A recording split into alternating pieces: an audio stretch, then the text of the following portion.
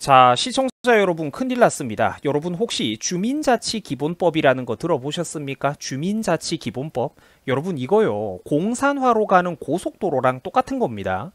똑똑한 시청자분들은 이미 살면서 좀 느껴보셨을 거예요. 이 자치라는 단어, 분권, 주민이라는 단어들이 우리나라에선 실제로 어떻게 변질되어 가고 있는지 다들 그 느낌을 받고 있을 겁니다. 불안하기 짝이 없죠. 참고로 여러분들 여기서 말하는 이 주민과 국민이라는 개념은 법리적 관점에서 엄연히 다른 겁니다. 국가의 주권자는 나와 여러분들 같은 국적을 가지고 있는 국민들이지 단순히 여기 와가지고 우리나라 어떤 도시에 거주하기만 하는 주민하고는 이 국민은 전혀 다르다라는 거예요. 국민이 훨씬 상위 개념이고 중요한 개념이죠. 자, 여러분, 이 주민자치기본법이라는 거는 공산화로 가는 왕복 10차선 고속도로하고 똑같은 거예요. 그것도 속도 무제한의 아우토반하고 똑같은 겁니다. 자, 설명 들어가겠습니다. 자, 최근에 문정부와 민주당 정권이 강조하고 있는 지방분권제라는 달콤한 슬로건 뒤에는 사실 독이 묻은 칼날이 숨겨져 있습니다. 독이 묻은 칼날이 여러분들을 노리고 있어요. 자, 최근에 민주당이 자꾸만 이제 간을 보고 있는 것 중에 헌법 개정안이라고 있는 그 굉장히 위험한 게 있는데 그 내용을 살펴보면은 무시무시하기 짝이 없습니다. 자, 첫 번째 헌법 개정안 1조 3항 대한민국은 지방분권 국가를 지향한다. 헌법 개정안 123조 1항 법률이 정하지 않아도 조례 제정이 가능하다. 자, 기가 막히죠 여러분들. 이거 둘 다 어마어마한 표현인데 모르는 분들은 잘 안 와닿을 거예요. 법학을 모르는 분들은 잘 안 와닿을 거야. 특히 이 두 번째 조항인 두 번째 요거 법률이 정하지 않는 조례도 제정이 가능하다라는 이거는 이 진짜 법학을 공부해 보셨거나 공무원 시험에서 법 과목을 잠깐 스쳐 지나가기라도 했던 분들은 이 진짜 그야말로 깜짝 놀라가지고 뒤로 자빠질 만한 내용입니다. 자, 왜 그러냐면 제가 아주 쉽게 설명을 해드릴 건데 조례가 법률보다 우선한다라는 이 정신 나간 논리는 대한민국의 법치를 안정적으로 지탱하기 위해 마련해 놓은 가장 중요한 국가 근본 시스템 중에 하나를 정면으로 어기고 있기 때문입니다. 조례가 법률보다 우선할 수도 있다라는 거는 물이 아래에서 위로 거꾸로 흐른다라는 거랑 똑같은 거예요. 바다에서 산꼭대기로 흐른다라는 거랑 똑같은 거야. 대한민국 법치 시스템에는 어떤 게 있느냐면 여러분 이른바 상위법 우선의 원칙이라는 게 있습니다. 요즘 똘똘한 애들은 고등학생 때도 법과사회라는 교과목에서 배웠을 거예요. 가장 중요한 최상위법으로 우리나라에는 헌법이 있고 그 이후에 제정되는 모든 법률들의 방향성은 이 헌법의 틀에 맞춰서 돌아가게 되어 있습니다. 이 상위법 우선의 원칙은 우리나라에서 거의 가장 중요한 법원칙 몇 가지 중에 하나예요. 자, 우리나라에서 이 최상위법은 다들 뉴스에서 드라마에서 한 번쯤 들어보셨죠? 당연히 헌법입니다.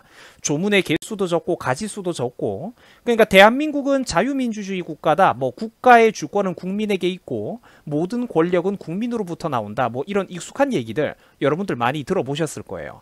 그게 바로 우리나라 최상위법인 헌법에 적혀 있습니다. 국가를 운영하기 위한 어떤 최소한의 가장 큰 틀을 이제 아주 넓게 규정해 놓은 거예요. 자, 그 헌법 다음에 그러면은 우리 일상생활과 가장 밀접한 관련이 있는 거 그게 바로 법률입니다. 수많은 법률들. 그리고 국회에서 제정되는 이 법률의 범위 속에서 이제 행정부의 수반인 대통령 그리고 총리가 대통령령, 총리령이라는 행정명령을 발동할 수가 있어요. 이것도 근데 굉장히 높은 거고 그 다음에 조례랑 규칙은 제일 마지막에 있습니다. 이거는 지자체에서 하거든요. 이런 식으로 국가 중앙 시스템의 통제 하에 전국의 수많은 지방자치단체에서 조례와 규칙이 만들어질 수가 있습니다. 상위법을 거스르는 조례와 규칙은 있을 수도 없고 있어서는 안 되겠죠. 나라가 혼란스러워질 것 아닙니까? 그 상위법의 원칙에 이게 위반이 된다면은 그 조례와 규칙은 애초부터 무효가 되는 겁니다. 사람들이 지킬 필요도 없고 효력도 없는 거예요. 자, 그런데 우리가 여러분 기억을 할 게 이 중앙에 있는 국회라든지 중앙 정치계는 그나마 조금이라도 검증된 사람들이 모이기 마련이죠. 그 언론의 그런 주목도 쉽게 받고 견제도 그나마 좀 국민적으로 자주 이루어지는 곳입니다. 물론 요즘은 그래도 진짜 정치인들 수준이 너무 떨어져가지고 개나 소나 위험한 인간들도 전부 다 국회에 들어가고는 있습니다만 그래도 최소한 국민들 입장에서는 좀 감시를 하고 견제하고 특히 인물 개개인이 어떤 생각을 갖고 있는지 좀 알기가 쉬워요. 중앙 정치인들이. 소리 소문도 없이 돌아가는 그들만의 리그인 지방자치단체보다는 훨씬 낫다라는 거죠. 제가 이런 얘기를 왜 하냐면 그나마 견제받을 수 있는 이런 사람들이 만든 상위법이 그나마 좀 낫다라는 거예요. 이런 상위법 우선의 원칙 같은 거는 대한민국 초창기부터 마련되었던 시스템인데 특정 지역이 자기들만의 성향을 앞세워가지고 함부로 중앙에서 마련한 국가 정체성이나 정책을 마음대로 이탈할 수가 없도록 만들어 놓은 최소한의 국가 안정적인 장치였습니다. 자, 국가는 하나인데 이제 지금 조례나 규칙을 자기들이 마음대로 만들어 버리면은, 그러니까 법률에 위반하는 조례와 규칙을 지자체에서 자기들이 마음대로 만들어 버리면은 이거는 거의 분리 독립에 가까운 극단적인 상황이죠. 이 행정상의 국가 반란하고 다를 게 없는 거예요. 근데 그걸 지금 허용을 하자라는 겁니다. 자기들이 지역을 먹기 위해서 말이죠. 자, 그러면은 이 배경 지식을 가지고 여러분들이 이 문구 두 번째 빨간 밑줄을 다시 한번 살펴봅시다. 개정안 123조 1항 법률이 정하지 않아도 조례의 제정이 가능하다. 물은 아래에서 위로 거꾸로 흐를 수도 있다. 비가 땅에서 솟아나가지고 하늘로 올라갈 수도 있다. 똑같은 말이죠. 이게 여러분들 얼마나 정신 나간 헌법 개정안인지 이제 감이 오십니까? 정확하게 올 거예요. 결국 국가의 근본적인 정체성, 자유대한민국의 근본적인 정체성을 지자체에서 마음대로 뒤집으라고 만들어 놓은 악법이 바로 이 독소조항이라는 겁니다. 정치를 못해가지고 민심을 잃고 혹시나 자기들이 중앙정권과 청와대를 뺏기더라도 자기들이 놓치더라도 늘 유지가 가능한 정치적으로 유리한 기반, 돈 빼먹을 구조, 평생 밥 벌어먹고 살 구멍, 자기들만의 소왕국, 작은 왕국을 대한민국 곳곳에다가 철저히 건설하고 심어두겠다라는 겁니다. 자, 다시 한번 자기들만의 소왕국을 대한민국 곳곳에다가 건설해 놓겠다라는 거예요. 한번 지역 구석구석으로 이 조직적으로 이 장악을 당해버리면은 일반 시민들의 목소리는 묻히게 되어 있습니다. 흩어져 있고 약하거든요. 밥 먹고 살기 바쁘거든. 일반 지역에서 진짜로 젊은 여러분들, 국민 여러분들을 대변해주는 그런 힘 없는 후보가 나와 본들 구조적으로 반드시 저것들에게 밀리게 되어 있는 거예요. 자, 그뿐만이 아닙니다. 문정부와 민주당 정권이 밀어붙이고 있는 이 개정안에는 국민이 아니라 주민을 강조하고 있고 그 주민의 대상을 매우 폭넓게 허용하고 있다는 게 심각한 문제점입니다. 재외동포도 허용하고 외국인도 다 허용하고 심지어 행정구역 내에 주소지가 있는 기관, 회사, 사업체의 근로자, 노동자, 직원들도 주민의 개념에 포함이 되고 놀랍게도 그 지역에 소속되어 있는 학교의 학생들과 교직원까지 주민에 포함이 된다라고 합니다. 원래 그 지역의 그 사람이 아니고 단지 돈 벌러 왔더라도 말이죠. 여러분 이게 그러니까 상상이 가십니까? 대한민국 전국 각지에 무슨 일이 벌어지냐면은 이 법이 통과가 되면 외국인과 전교조의 합법적인 놀이터가 된다라는 겁니다. 대한민국이 여러분들이 평생 살아온 그 고향이 말입니다. 그들의 입맛대로 만들어진 마치 북한을 연상시키는 주민자치회의 위력이 권한이 얼마나 강한지 여러분들은 상상도 못할 거예요. 얼마나 주민자치회의 위력이 강해지냐면은 개인정보 수집 가능하고요. 주민등록번호 수집 가능하고요. 휴대폰 번호 수집 가능하고요. 상상을 초월합니다. 주민자치회라는 게 한번 설치돼가지고 만들어지면 이런 것들을 요구할 수가 있어요. 주민자치회가 이런 거를 요구하면은 중앙의 정부기관들은 물론이고 시청, 도청, 군청 같은 지자체, 지방자치단체들도 전부 다 주민자치회의 우덜식 민주주의 앞에 설설 기면서 국민들의 개인정보를 내놓으라고 하면은 전부 다 갖다 넘겨줘야 됩니다. 이거는 여러분들 지방의원들 따위는 물론이고 군의원, 시의원 같은 것들은 물론이고 국회의원에게도 없는 무소불위의 권한이며 심지어 우리나라 대통령도 갖지 못한 초법적인 권한입니다. 읍, 면, 동 사무소와는 별도로 통, 리, 마을 단위까지 소조직을 설치해가지고 주민들을 세세하게 하나하나 통제하고 감시합니다. 어렵게 생각할 것 없어요. 위에 북한에서 저런 짓거리들을 하고 있죠. 서로 얼굴을 알고 있는 이웃들끼리 이웃을 밀착 감시하는 세상이 오는 겁니다. 또 제가 아까 설명했듯이 해당 지역에서 일하는 회사 노동자, 근로자, 학교 교직원과 학생들도 주민자치회의 소속 주민이 됩니다. 얼마나 선동하기가 쉽겠어요. 외국인과 정교조가 대한민국의 지역 정치를 장악하고 마음대로 뒤흔들게 된다는 겁니다. 그 막대한 머릿수에 그들의 조직력인 움직임 앞에, 집단 행동 앞에 우리 같은 사람들이 견뎌낼 수가 있겠습니까? 파편적인 개인들이. 학생들이 정교조 선생들한테 속아 넘어가가지고 그 어리지만 뜨겁고 순수한 나이일 때 전교조에게 철저히 세뇌당한 채로 사실상 과거 중국 대륙에서 벌어졌던 홍위병들이 하던 짓거리를 자기들도 모른 채 똑같이 반복하게 될 겁니다. 자기들이 정의롭다라는 철저한 착각 속에서 말이에요. 이 주민자치회라는 건 그 지역 내에서 사실상 견제가 없는 무소불위의 권력기관이 됩니다. 이런 게 여러분들 왜 필요합니까? 지역의원도 시장도 국회의원들도 주민자치회가 한번 설치되면은 그거 못 건드려요. 중앙정부에서 컨트롤하는 것도 불가능해집니다. 아까 제가 말씀드렸죠. 중앙기관들도 주민자치회가 정보 내놓으라고 하면 국민들 개인정보 다 줘야 된다라고. 지그가 알고 있는 거. 중앙정부가 컨트롤하는 게 불가능해지는 거예요. 사실상 그러니까 자기들만의 철저한 소왕국이 대한민국 안에 독립국가처럼 거의 독립국가처럼 요소요소에 탄생하게 되는 겁니다.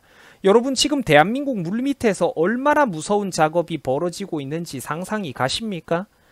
각종 차별금지 조항 같은 것도 깨알같이 밀어 넣어 놨습니다. 저게 말이 좋아가지고 차별금지지 저게 진짜 그런 좋은 맥락입니까? 실제로는 자국민들을 역차별하고 저기 옆에 덩치 큰 어떤 나라에서 넘어 들어온 수많은 외노자들을 보호하자라는 거. 자라나는 학생들의 가치관을 혼란스럽게 하는 온갖 단체들을 보호해주자고 하는 악법입니다. 국민들이 그거를 비판 못하게 하는 거예요. 너 그런 발언하면은 너 지금 차별 발언하고 있다. 너 지금 혐오 발언하고 있다. 이렇게 갖다 박는 거예요. 저 차별금지가 진짜 그런 인격적인 차별금지하고는 전혀 다른 겁니다.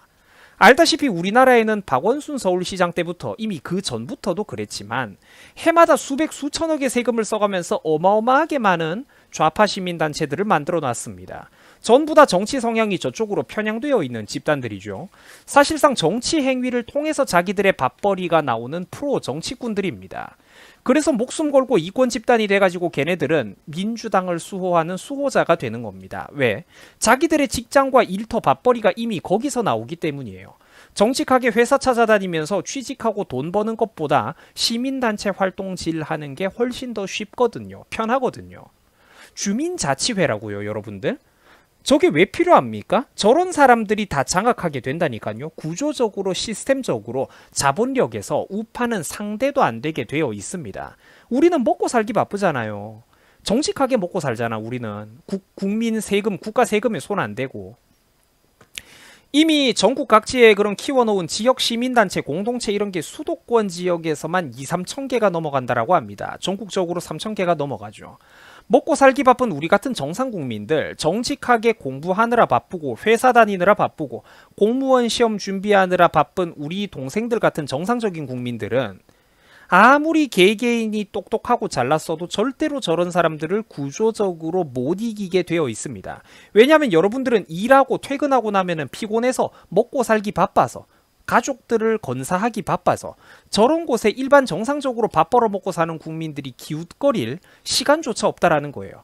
결국 어떤 도시, 어떤 마을, 어떤 아파트 단지에 지역주민자치회라는 게 생기면은 반드시 좌파의 입맛대로 그 전체가 끌려가게 되어 있습니다. 주민자치회라는 건 반드시 저들이 원하는 구도로 흘러가게 되어 있어요.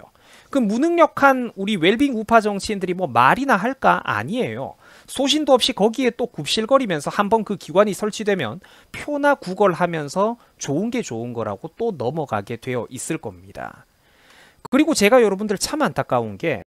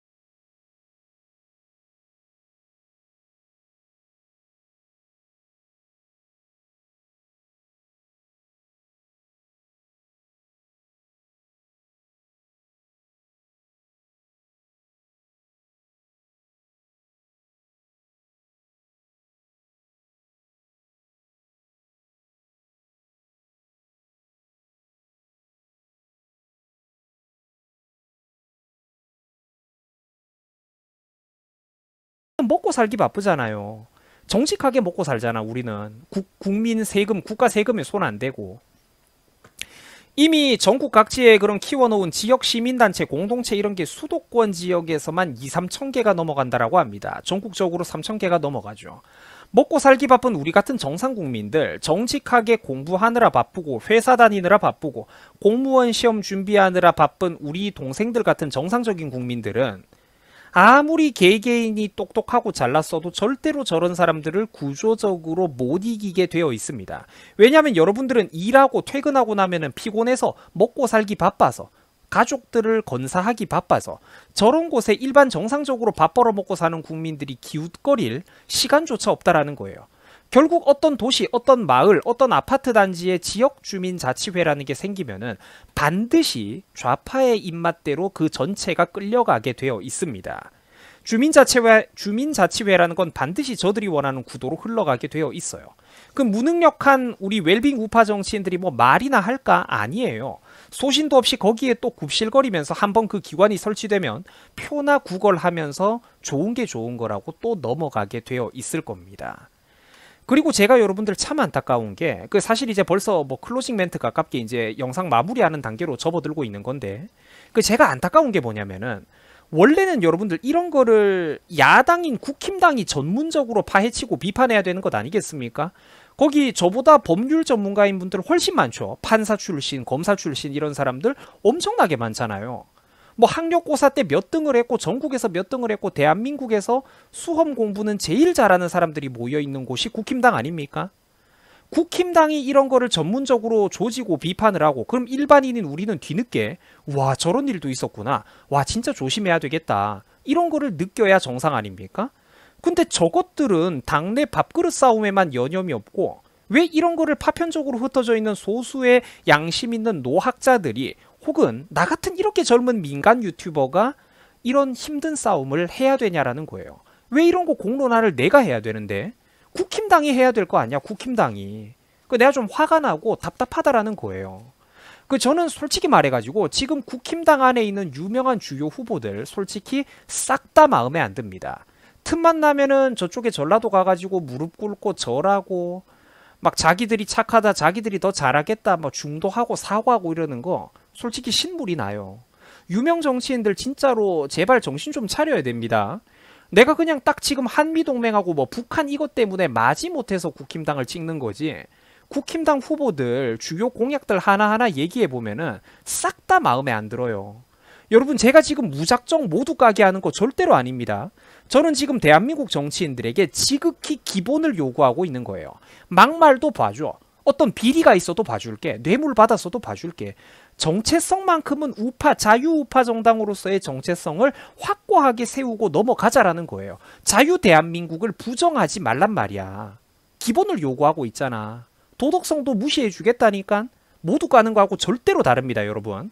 이런 목소리에 귀를 기울여 주셔야 돼요.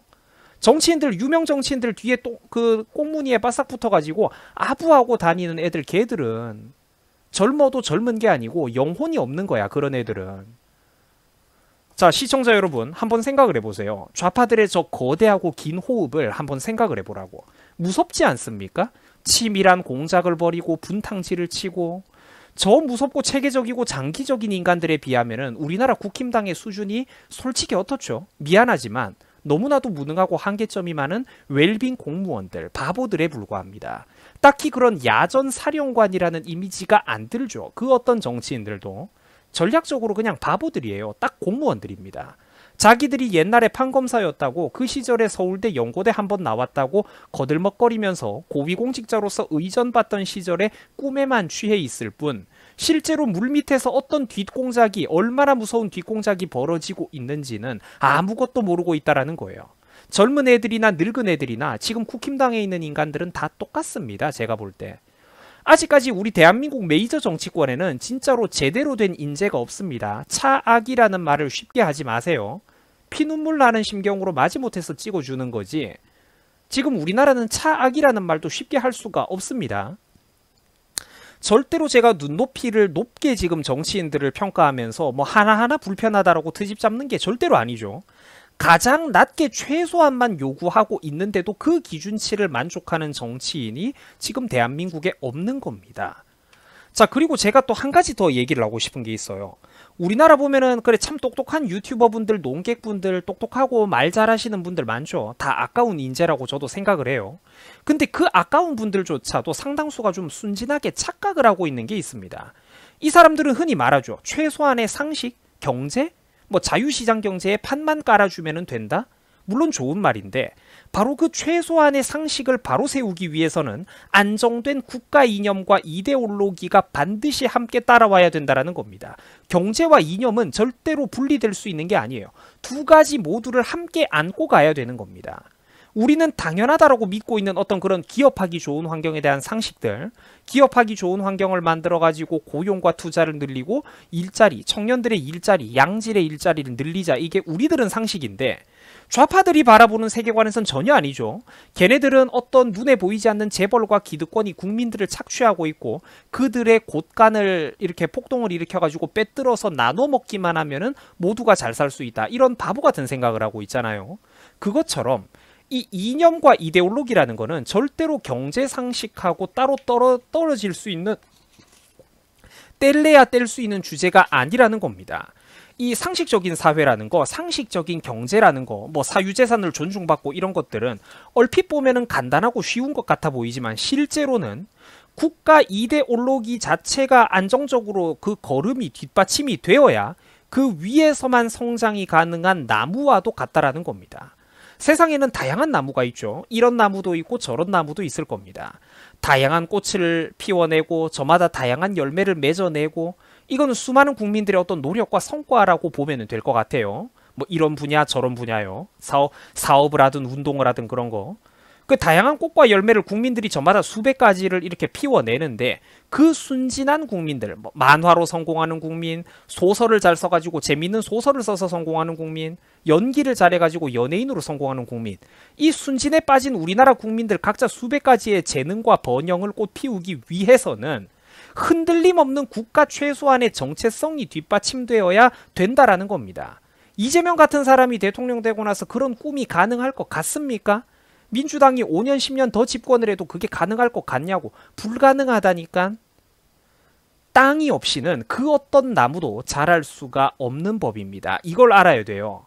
다들 참 똑똑하고 아까운 인재들, 유튜버님들, 논객들이 우리나라에 많은데 그분들이 매우 순진하게 착각을 하는 게 경제학 하나만 가지고 그 경제를 세울 수가 없다라는 거야. 이념과 이데올로기 자체가 자유진영으로 이게 판이 똑바로 서 있어야 그 땅 위에 나무도 자랄 수가 있다라는 겁니다. 그래서 저는 항상 그런 어떤 좀 나이 많은 세대들이 좋아하는 그런 안정적인 이념의 문제도 얘기하면서 젊은 세대들 가슴에도 와닿는 경제도 함께 설명을 하는 거죠. 저는 사실 굉장히 제 스스로 그런 지식의 폭이 넓고 또 균형 잡혀 있다라고 생각을 해요. 그리고 또 이게 맞습니다. 이게 맞는 말이에요. 그 뭐 땅이 없이는 나무도 자랄 수 없다. 어떤 그런 얘기를 좀 열변을 토해봤습니다. 자, 시청해 주셔가지고 감사합니다. 부디 시청자분들께서 바른 목소리를 내는 이런 유튜버 얼음사이다를 많이 좀 응원해 주십시오. 여러분들의 도움으로 이 채널은 비로소 유지되어 나갈 수가 있습니다. 여러분, 그리고 유력 정치인들 꽁무니 쫓아다니면서 자기 한 자리 얻어보려고 굽실거리는 애들, 안타깝지만 좀 젊은 애들 중에서도 많죠. 나는 사실 그런 사람들을 청년 정치인이다 뭐 이렇게 안 봐요. 이제 여러분들이 저를 좀 많이 응원해 주시고 이렇게 진짜 좀 어떤 광적인 순수함으로 목소리를 열심히 내는 사람 솔직히 대한민국에 진짜 몇 안 됩니다. 몇 안 돼요. 항상 좀 절대적인 믿음을 보내주시고 혹시나 제가 하는 평론이나 이야기들이 여러분들의 어떤 평생 갖고 오신 어떤 그런 주관하고 좀 생각이 다르더라도 항상 열린 마인드로 제가 하는 말을 기억이라도 해주시기 바랍니다. 세월이 흐르고 나면은 누구 말이 맞았는지 결국 알게 될 거예요. 자, 여러분들 고맙습니다. 수고 많으셨어요. 행복한 주말 잘 보내시기 바랍니다. 들어주셔서 감사합니다. 여러분 고맙습니다.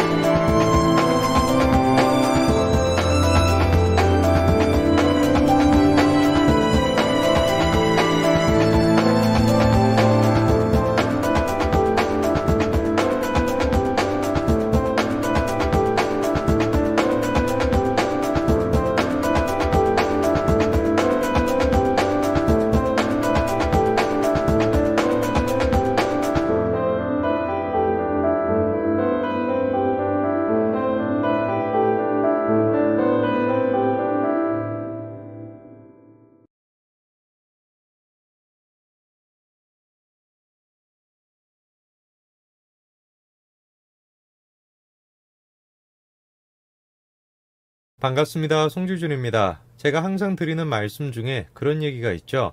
대한민국이 진보 보수 이런 걸 떠나가지고 상식적인 국가가 됐으면 좋겠다. 저는 정말로 대한민국이 상식적으로 됐으면 좋겠습니다. 최근에 가수 성시경 씨 또한 마찬가지였죠. 문재인 정부의 백신에 대해서 소신 발언을 했다가 난리가 났습니다. 팬들로부터 이런 식으로 인신공격을 당하기도 하고요. 대놓고 가짜뉴스에 속고 있다. 김어준의 방송 좀 봐라. 이런 얘기를 들었습니다. 성시경 씨가 했던 얘기는 지극히 상식적인 얘기였습니다. 전체 선을 위한 희생을 강요하면 안 되는 것 같아요. 전 국민의 안전을 위해서, 그죠? 너무 많은 분들이 고생하고 있고. 전체를 위한 선에 개인이 희생돼서는 안 된다. 그게 현재 대한민국에 가장 필요한 가치입니다. 그리고 너무나 불행하게도 문재인 정권은 그거에 정반대로 지금 행동하고 있죠. 전체를 위한 것이라고 한다면 소수가 기꺼이 희생하라는 거 아닙니까? 개인의 자유라고 할지라도 기꺼이 포기해라. 이게 지금 문재인 정부의 요구 아니에요. 정말로 전체를 위한 선이다 라고 한다면 또 모르겠습니다. 그런데 그 전체라고 얘기하는 게 실상은 뭡니까?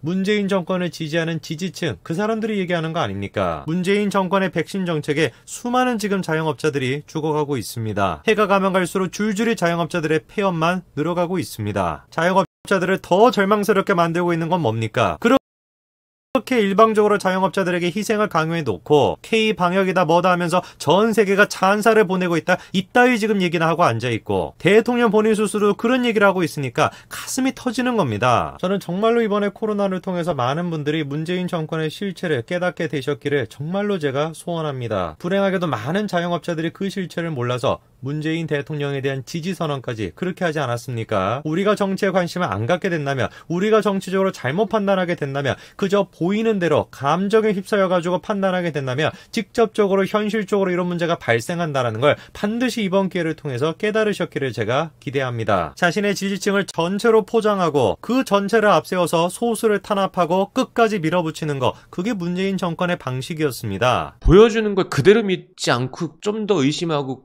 불안해하고 고민하는 것이 절대 나쁜 것은 아닌 것 같아요. 심지어 요즘에는 그것 또한 나쁜 걸로 몰고 가려는 분위기가 좀 있는 것 같아서. 우리가 지금 필요한 게 저겁니다. 문재인 정권의 실체를 알기 위해서는 겉으로 보이는 것이 아니라 감정에 휩싸이는 것이 아니라 정말로 그 실체를 알기 위해서 뭘 해야 되는 거예요? 끊임없이 의심을 해야 되는 겁니다. 저 지금 다수라고 하는 사람들과 다른 생각을 해보려고 하는 거, 그게 지금 우리한테 필요한 겁니다. 의심한다라는 거, 그게 문재인 정권을 흔들 수 있다라는 걸 알기 때문에 문재인 정권이 사생결단으로 하고 있는 게 뭡니까? 사람들로 하여금 의심하지 못하게 하는 거예요. 감히 네가 다수로부터, 감히 네가 전체로부터 빠져나가려고 하지 말라. 너는 끝까지 다수의 부분으로 남아있어라. 그게 문재인 정권이 요구하고 있는 겁니다. 문재인 정권의 코로나 정치 방향에 분노를 느낀 수많은 사람들이 광화문 광장에 집회에 나왔었죠. 그리고 기다렸다라는 듯이 문재인 대통령은 모든 코로나의 원인을 광화문 집회로 돌렸죠. 대통령 비서실장이라고 하는 사람도 직접 나서가지고 이런 얘기를 하지 않았습니까? 할 수 있는 수단과 방법 모든 것들을 동원해서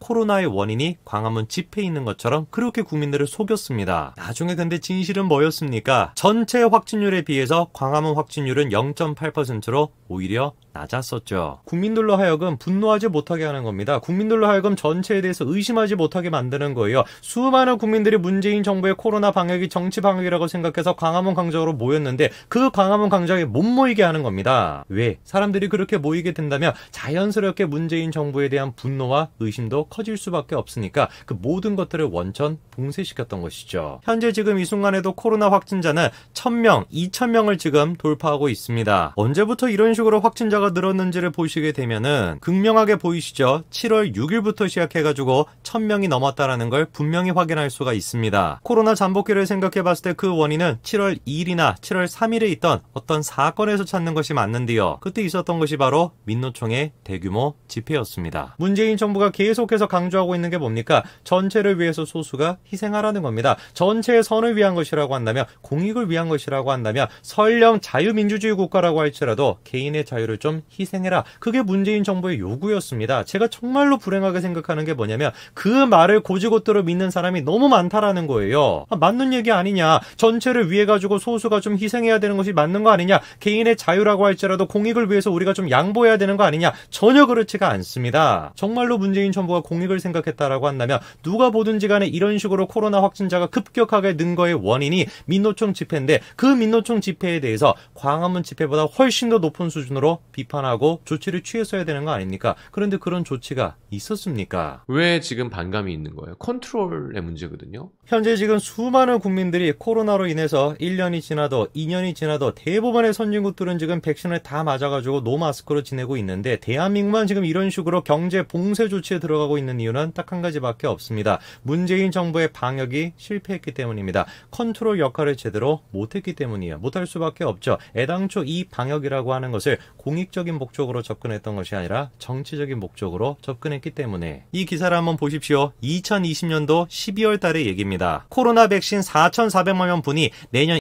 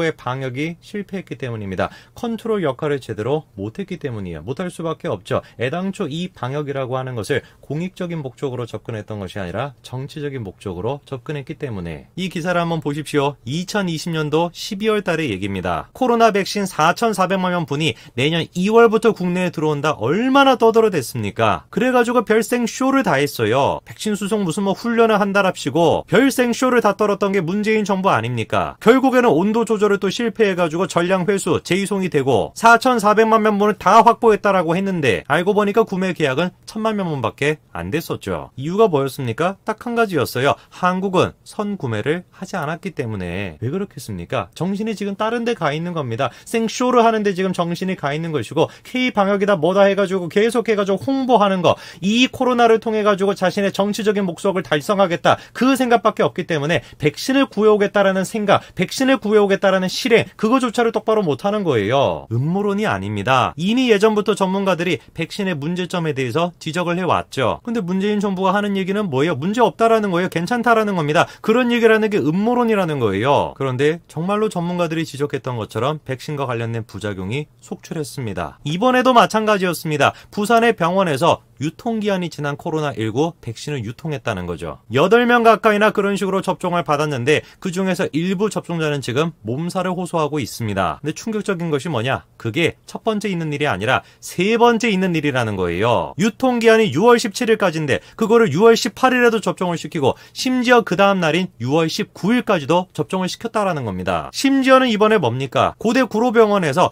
해동 후에 방치가 된 화이자 백신을 140명에게 접종했다? 이런 얘기가 나옵니다. 저거는 유통기한이 지난 건 아니지만 보관 자체를 제대로 못했기 때문에 사실상 백신으로서의 역할을 못합니다. 그래서 140명은 추가적으로 더 접종을 맞아야 돼요. 그리고 그런 식으로 추가적으로 접종을 맞았을 때 무슨 일이 일어날지 또 모르는 상황입니다. 국민들은 지금 불안에 떨고 있습니다. 문재인 정부가 하고 있는 걸 보면서 어떤 국민이 불안에 안 떨겠습니까? 문재인 대통령을 끝까지 지지하는 지지층을 제외하고 상식적인 국민이라고 한다면 누가 됐든지 간에 불안에 떨 수밖에 없어요. 백신을 확보했다라고 하는데 확보가 되지 않는 것이고 백신이 유통기한이 지난 것을 갖다가 몇 차례에 걸쳐가지고 맞게끔 하는 것이고 보관조차 똑바로 못하고 있고 이게 지금 현재 문재인 정부의 모습입니다. 본질에 지금 신경을 쓰지 않고 홍보를 하는데 겉으로 보이는데 거기에밖에 신경을 안 쓰다 보니까 이런 사태가 나타날 수밖에 없는 것이죠. 저는 그냥 대한민국이 상식적인 국가가 됐으면 좋겠습니다. 의심해야 되는 거에 대해서 의심하고 불안해야 되는 거에 대해서 불안함을 느끼는 거 그게 상식적인 국가의 모습 아니겠습니까? 근데 현재 지금 문재인 정권에서는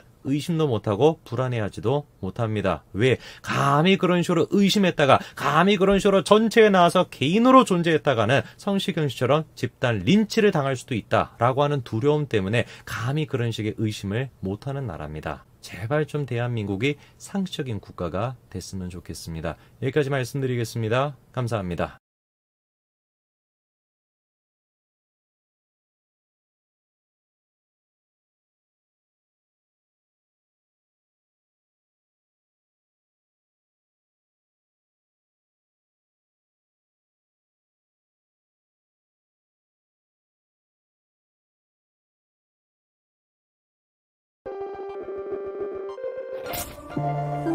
아이들에게